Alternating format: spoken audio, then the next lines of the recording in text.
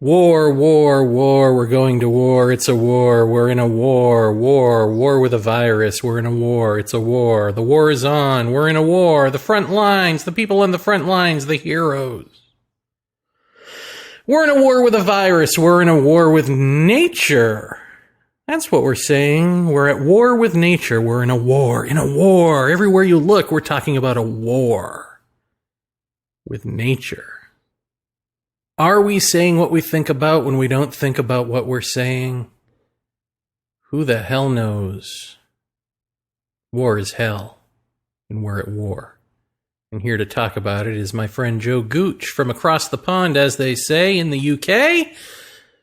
He's an actor, he's a funny man, he's an impressionist. He's made a little name for himself online, doing impressions and skits and things like this. He's a one-man show. But oh yeah, he also is a thoughtful, understanding kind of guy who had sort of a oneness-y wake-up call, let's call it. Well, actually, let's hear him describe it. In fact, I try to describe it during the episode, and apparently I get it wrong. So let's just get to my friend here, Joe Gooch, as we almost pick up where we last left off. I don't want this to be an entire season about COVID-19, but I got a feeling it's going to permeate a lot of these episodes.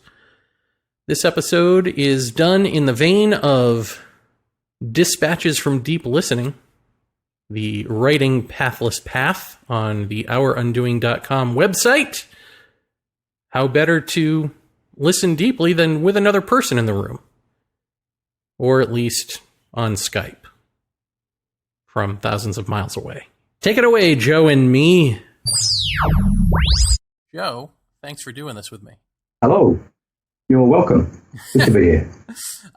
So you did an Hour Undoing special where I believe you'd had sort of a oneness-y experience that, correct me if I'm wrong, could be encapsulated as a spontaneous understanding of the interconnecting nature of all things. Would that be fair? Well, I think it's more like a realization that it was more to do with the self, and the fact that the self doesn't exist. So not fair. When I said not fair at all. Not fair at all, no. But what is tied in because of... Put it in your own words. What was it? It was the self isn't real. Yeah, it was just the realization that, because everyone talks about the self, all these books about self-help, everything's about self-finding yourself, but there is no self-defined because it's a construct which we create throughout our lives to interact with each other. But these are all created selves that are formed, well, they're formed primarily, I suppose, by how your brain is formatted. So you might be good at one thing or not so good at something else.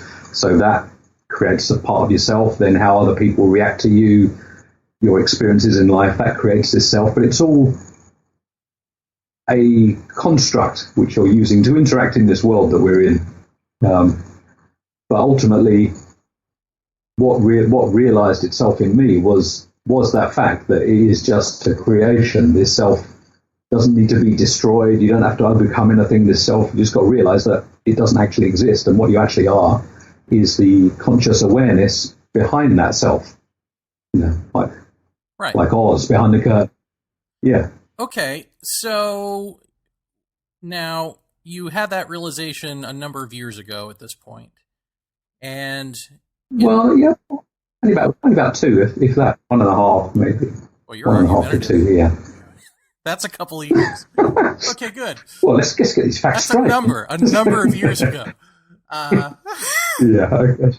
So 2.5 years. Time flies. You've had time flies when it doesn't exist. So you've had a couple of years to.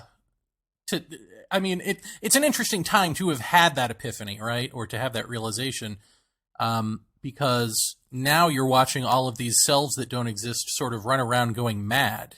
At least that's kind of the way it feels here in the U.S. Does it feel that way in the UK? Yeah. Oh, absolutely, yeah.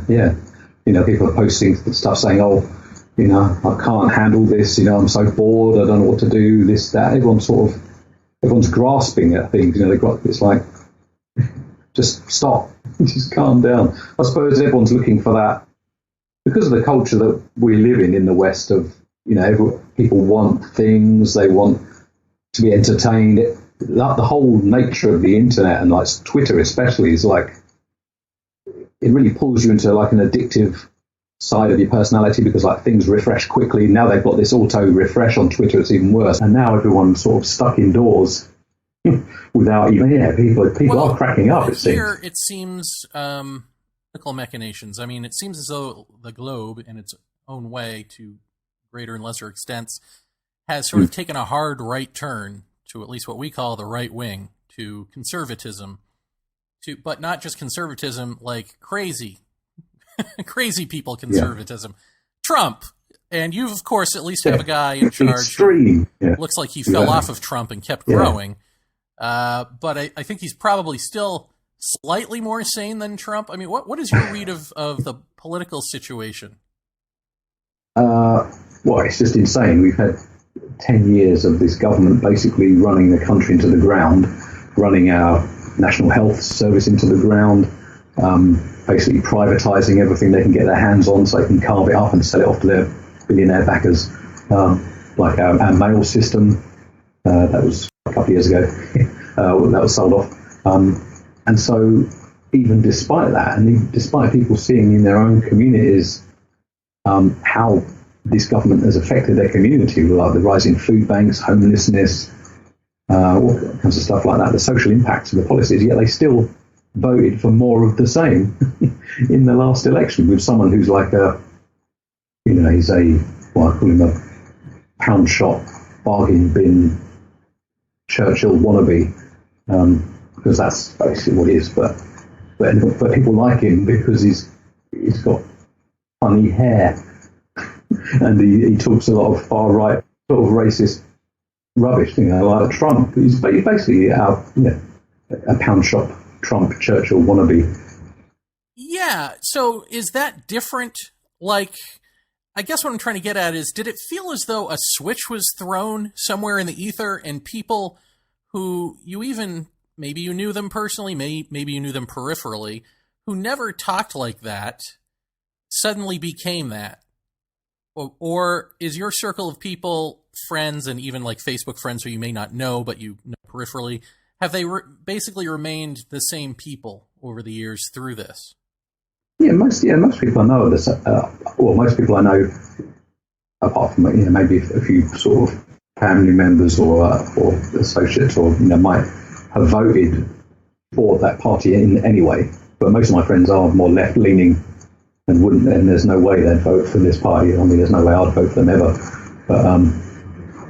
But it's just bizarre because on the left we had Jeremy Corbyn, who was the Labour candidate, and going back to Twitter again, it seemed like he had at least a chance of either, at worst, forming a coalition government, but at best getting into being the Prime Minister. Because on Twitter, you'd see everywhere he went, there'd be like thousands of people going, but yet everywhere Boris Johnson went, he'd be heckled and shouted at, which is still the case today. But yet he won with a landslide victory, and like people who've never voted for that party before and had voted for the other party all their lives because of various family reasons and sort of industrial regions in their area, suddenly voted for him. That's like, what are you doing? It's a kind of insanity. I cannot understand the mindset of people wanting to go down that road for somebody who's clearly a charlatan and a racist idiot, basically. Yeah, and here with Trump, we see that he has screwed up the response to the COVID virus 6 ways from Sunday, and yet his approval rating for his handling of the COVID virus is like 60% approval rating. I mean, how is this? What are we doing? It just... Well, one, I mean, these approval ratings, I mean, there was a similar thing this weekend came out about Boris Johnson having a really high approval rating, but that was only based on interviewing 1,000 people. Like, I don't know who these 1,000 people were, if they voted for him or not. So it's like, well, can you really extrapolate that for the whole country, if you can. That's just insane. People must just have, it's like a death cult at this rate. It's just, people vote for Trump, people vote for Boris Johnson. It's like a death cult. It's like are they praying for it? Are they hoping the apocalypse is going to happen? We seem to be heading that way. Yeah, I mean, I guess you're sort of hitting what I've been wondering, in a way, which is this all a global death cult or a global suicidal impulse response to, when the self at large, the societies that we've built in the name of westernization and capitalism and all of that, when all of that we see at the end here isn't working, and in fact is going to be the thing that drives us to our grave physically, do we respond to that ahead of time? Do we get ahead of that curve and respond mentally and start trying to create death situations? But really, all of this is us, in the spirit sense, talking to ourselves about how the self is an illusion. The very thing that we've been holding on to and protecting and promoting and identifying as isn't true. And so you can either, get right with that or get depressed. Yeah, but that's the trouble because our Western culture is so self-obsessed and it's all about adding to that self that doesn't exist. It just seems like craziness is sort of grasping at even more of what you can add to that self. This panic because of the coronavirus. It seems like people they're panicking even more, and so they're adding even more into that self. They want even more sort of stimulus, and because they're cooped up in the house at the same time, it's creating this perfect storm of what it's like an insanity almost. Well, that's interesting because I don't think where I live, I'm isolated anyway, so I'm not experiencing the insanity portion. But from what I'd seen so far, it seems like people are singing on their rooftops, or at least they've gone through the stages, right, of like Kumbaya, singing on their rooftops. And, soon it's going to turn into Look at Me, which is perfect for you because you're a YouTube sensation, right? So you can really make out like a bandit in this apocalypse. Okay. Twitter sensation, maybe. You're Mark Hamill's favorite Twitter feed. Let's put it that way. Is that fair? Don't know about that. In any event, you do a lot of fun videos.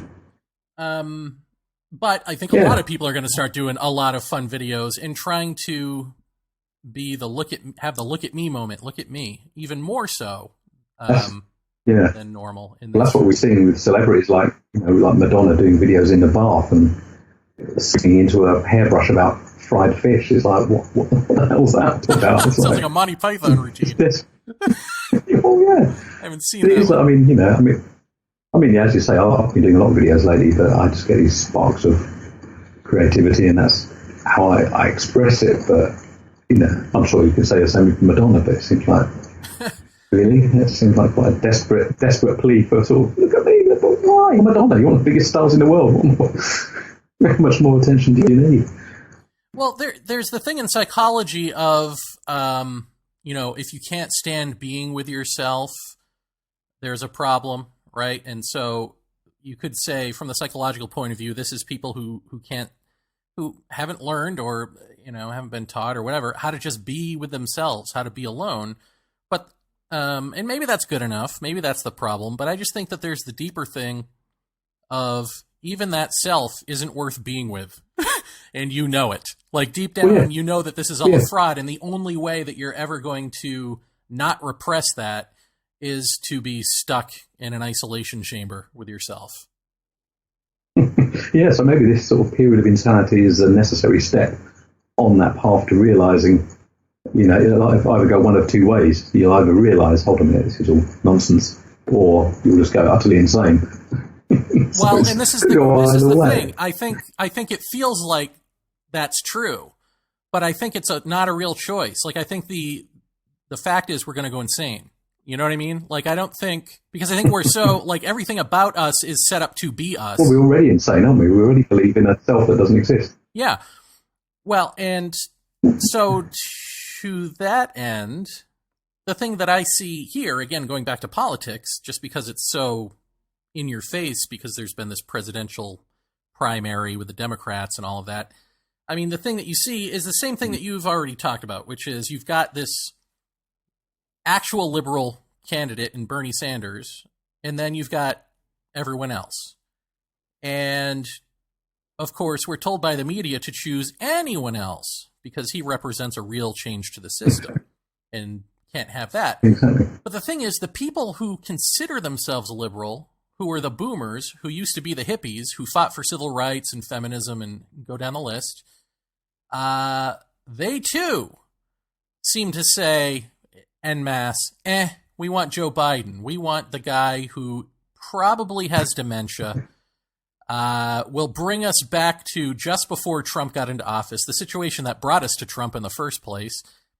That's good enough because that's familiar. We're scared, all of that. And then they put Bernie off on the kids. They're like, well, the kids didn't come out to vote for him, so it's their fault. Like, where? Because, you trust kids to vote, right? Where are the parents?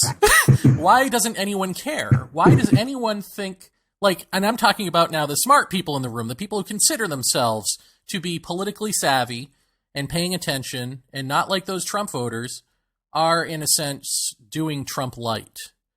But they don't see it. So is that the inevitability? Is that where we go? I mean, do we end up nailing our own coffin shut instead of actually just sitting still for a second to, I don't know, change our minds? Yeah, I think it's just the pendulum is just going to swing far the other way, isn't it?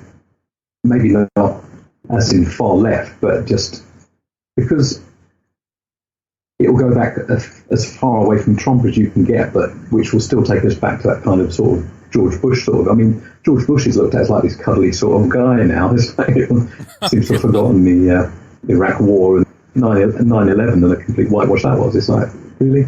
But people have short memories, That's why, it's like why in the UFO community people are still talking about the same things over and over again, because people have short memories or they fall out of it and then new people come along.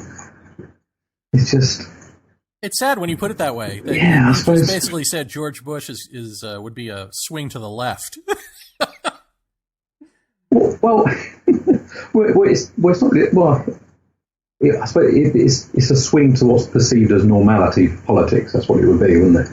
Let's go to the good old days of, we had a guy in a suit who could kind of talk. He was, I know George Bush is not a good example, but sort of Obama, someone in a suit who could read the order queue well. He's quite a personable guy. He was still killing kids with drones in Yemen, but it was a bit more. He could speak well, and he wasn't an idiot like Donald Trump. So it's going to swing more to that way. But whether it could swing to Bernie Sanders, I mean, Jeremy Corbyn was basically the Bernie Sanders of the UK, or the other way around, or however you want to put it. But obviously the media weren't going to let him. The billionaires aren't going to let you vote away their money, so there was no way that he was going to get in, unfortunately. But if he had got in, that would have been better for everyone. Yeah, but I guess I find this an interesting time for the simple fact that, before, I could just say the media. I could just say, well, people are being brainwashed by the media. People are being, the whole Democratic establishment is against Bernie, blah, blah, blah. And all of that is true. None of that is not true. But what is striking this time around is just how willing the people who think they're above that all and should be able to see through that don't care to anymore. And so you're stuck with the Trump people who are angry, racist, crazy, whatevers, or the people who think that they're better than that somehow, but really aren't that much smarter. They're just sort of a light version of that, a light version of selfishness. Let's put it that way. Well, they still want the status quo, don't they? Basically, they still want things to be as they are, but less crazy, as in Trump crazy.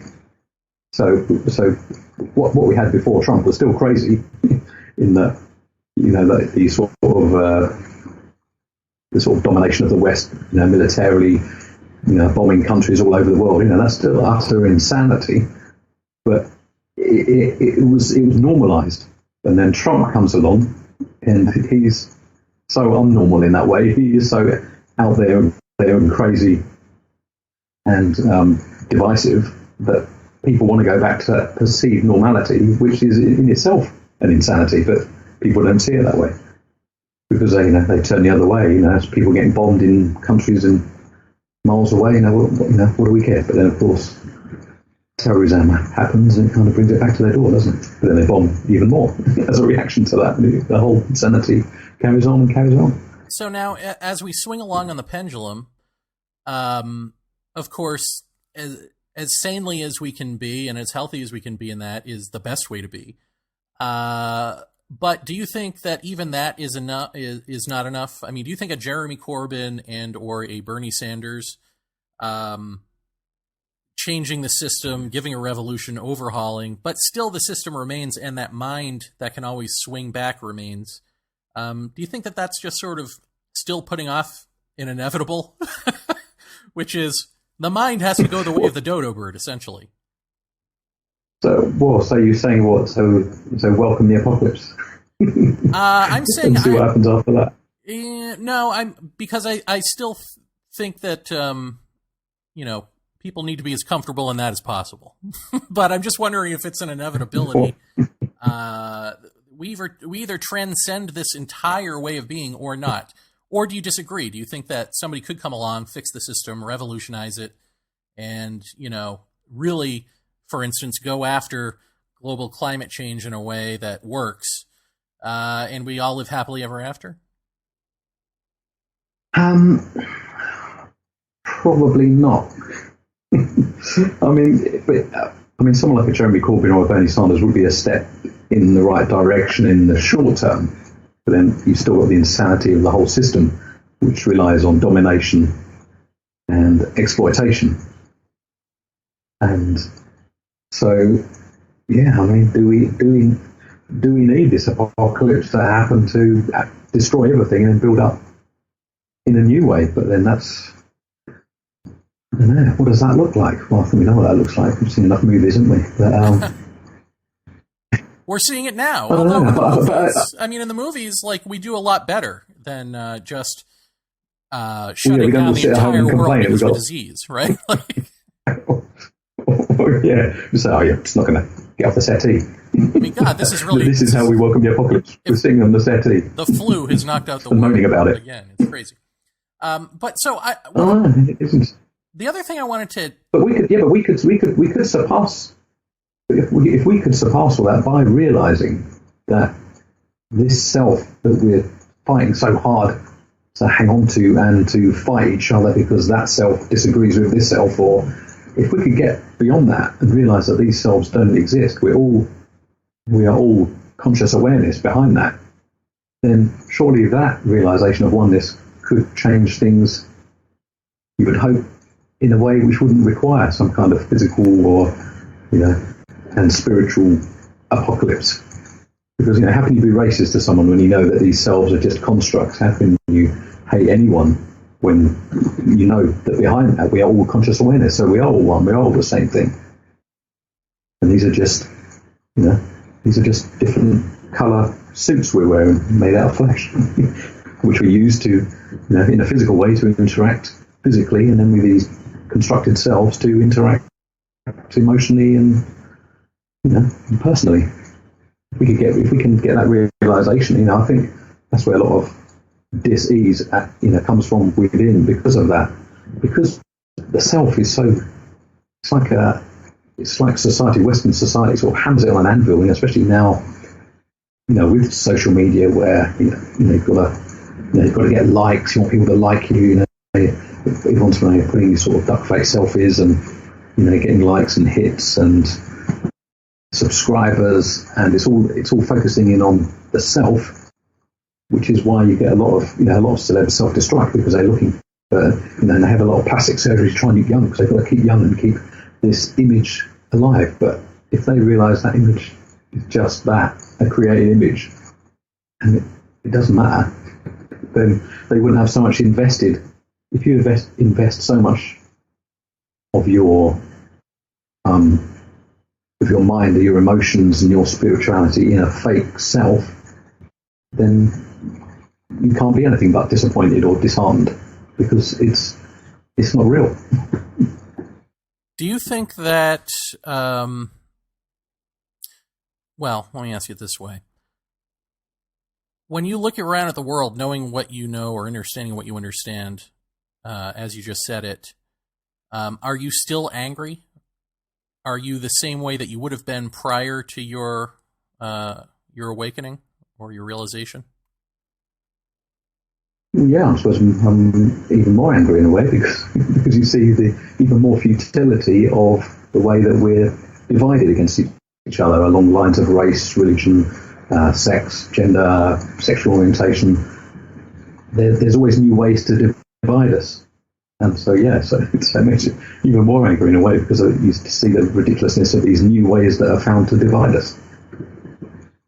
Would you say that your realization was mostly intellectual? No, because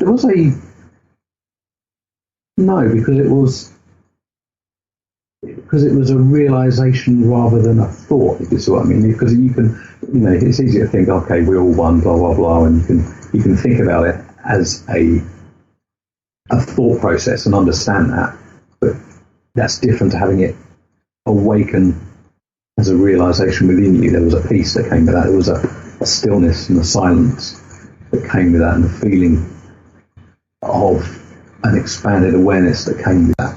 So it's certainly not just like a process of thinking. It wasn't a thought process. It was that opening realization. And did that expansive awareness, does that remain with you? Is that who you are, or was that an experience and now you're left with knowing? It's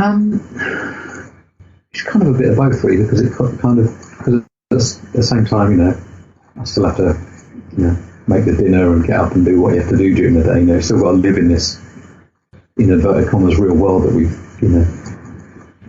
live in. So it's still, you still got that and having to live your daily life, But I don't know, because I go through these phases where I can be really interested in spiritual stuff, and then that might pass, and I might be interested in something else a bit more, and then I might come back to it, and it kind of, sometimes it comes in a phase, but I don't know, this seems a bit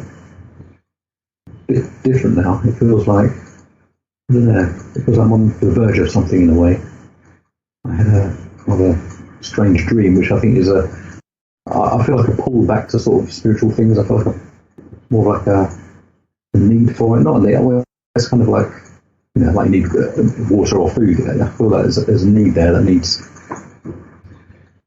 investigating and needs attention put on it. So I think if I don't do that, then it's going to come through in other ways. Like I had this quite an intense UFO dream the other night, which I can tell you about if you want to hear that. I'm waiting with bated breath. Well, in the dream, I don't often have, despite my interest in UFOs and stuff, I rarely get UFO dreams. When I do, there can be quite spectacular things happening in the sky and stuff, but that would be all it is. I've never had a dream with an alien in it, or what we perceive as an alien, that kind of face. I've never had that in a dream, which I would have thought could be having my interest in it. But anyway, the other night, I had this dream. I was looking out my window, and I saw a black triangle, and it came in past the front of the house, and I was watching it and going, wow. And it went to the back of the house, so I ran to the back of the house, which suddenly wasn't the real house that I live in.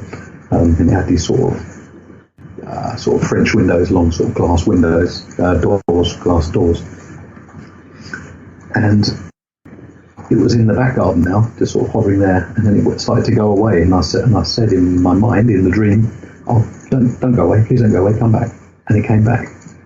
And then when it came back, it kind of opened itself as a how to explain it, as if it was something organic, and it's almost like kind of a tentacle of it came through the window. And at the end of that, it was revealed to be an organic, it's almost like a pine branch with like the needles on it. And I touched that to my third eye, and I felt something changing within my head and my heart at the same time. And then I think I woke up. And what was your reaction to it when you woke up? again, it was that kind of expanded awareness where everything looks sort of hyper real, and there's that kind of stillness again, almost like, hold on a minute, there's something's happening here, as if it did make something happen, as if it. I kind of took it to be that it was kind of the oneness and spirituality that I might have been kind of ignoring for a little while. It's coming out in another way. Like if you don't put some attention on this, it's going to come through in this way anyway. So we'll put some more attention on it. I think I kind of got that as the message, but it feels like something. I don't know. I suppose it just feels like something. I'm on the verge of something. Maybe, I don't know. Something's happening. Things are shifting. Maybe quite exciting in ways.